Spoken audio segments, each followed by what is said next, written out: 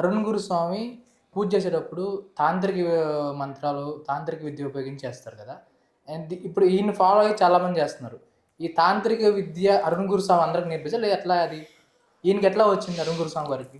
మన అరుణ్ స్వామి గారు కేరళలో ఒక సంవత్సరం పాటు కేరళ తాంత్రికంలో తాంత్రి అయి ఈ యొక్క ముద్రలు నేర్చుకొని ఈ అయ్యప్పకి మనం ఆహుతి అయ్యాలి అని చెప్పేసి భక్తితో అయ్యప్ప దగ్గర తాంత్రికమే తప్ప మంత్రం ఉండదు. ఈ యొక్క తాంత్రికంలో స్వామి 18వ మెట్టు దగ్గర నుంచి 1వ మెట్టు వరకు శక్తిని మనం ఇలా తీసుకురావాలి అనే దాంతో కొన్ని ముద్రలు వేస్తూ ఉంటే కింద ఈ మధ్యన కొంత చిన్న చిన్న స్వాములు అందరూ కూడా అరుణ్ గురుస్వామి ఎలా చేస్తున్నాడు, ఇలా చేస్తున్నాడు, మేము ఇలా పెడతాము అలా పెడతాము అని అంటే తెలియకుండా ముద్రలు వేస్తే దానికి పరిహారం మీరు అనుభవించాల్సి వస్తుంది. అసలు మనిషినే తీసేసే పరిస్థితి. తాంత్రికం అంటే సరిగ్గా చేయకపోతే ఆ శక్తులు ఒక్కసారిగా మనల్ని కబళించేస్తాయి. కాబట్టి మీరు చేసేది ఏంటంటే బయట చిన్న చిన్న పడిపూజల వాళ్ళు గురుస్వాములు చేసేది ఏంటంటే సంకల్ప విధానం కరెక్ట్గా చెప్పండి. మీకు సంకల్పం చెప్పడం రాదు. పూలు చేతిలో పెట్టేసి అరుణ్ గురుస్వామి ఇట్లా అన్నాడు, అట్లా అన్నాడు, ఇట్లా అన్నాడు అనవద్దు. అరుణ్ గురుస్వామి చేసిన పూజ 10 మంది చూస్తే మెచ్చుకునేలాగా ఉంటుంది.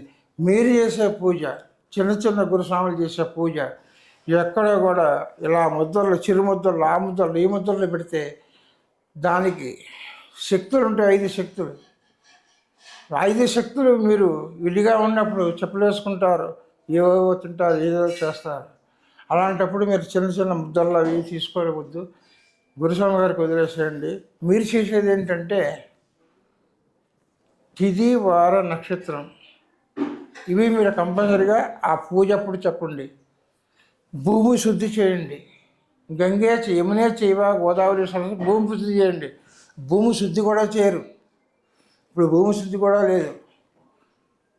స్వామి కలశాల్లో తీర్థాన్ని పంపండి. వాళ్ళ గోత్రనామాలు చెప్పండి. గణపతి దగ్గర షోడశోపచారాలు అష్టోత్తరం చేయండి. అంటే వాళ్ళు పెట్టుకునే వాళ్ళు వాళ్ళకు మంత్రం వచ్చు, సంకల్పం వచ్చు.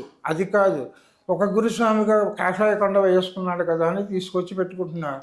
మీరేంటంటే అరుణ్ గురుస్వామి గారు ఇట్లా అంటారు, ఇట్లా అంటారు, ఇట్లా అంటారు, ఇట్లా అంటారు, ఈ ముద్రలు వేస్తున్నారు. ఇదేంటంటే మీ భవిష్యత్తుకి దెబ్బ. శక్తులు తలుచుకుంటే మిమ్మల్ని శక్తివంతంగా కిందకు ఉంచేయడానికి అవకాశం ఉంది. దయ ఉంచి చిన్న గురుస్వాములు ఇట్లాంటి ముద్రలు వేయకండి. నిత్య పూజ కరెక్ట్గా చేయండి. గణపతికి అష్టోత్తరం చెప్పండి, సుబ్రహ్మణ్య స్వామికి అష్టోత్తరం చెప్పండి, అయ్యప్పకి అష్టోత్తరం చెప్పండి. సహస్రనామం మీకు వచ్చి ఉంటే చెప్పండి, లేకపోతే సహస్ర శరణబోధ చెప్పండి.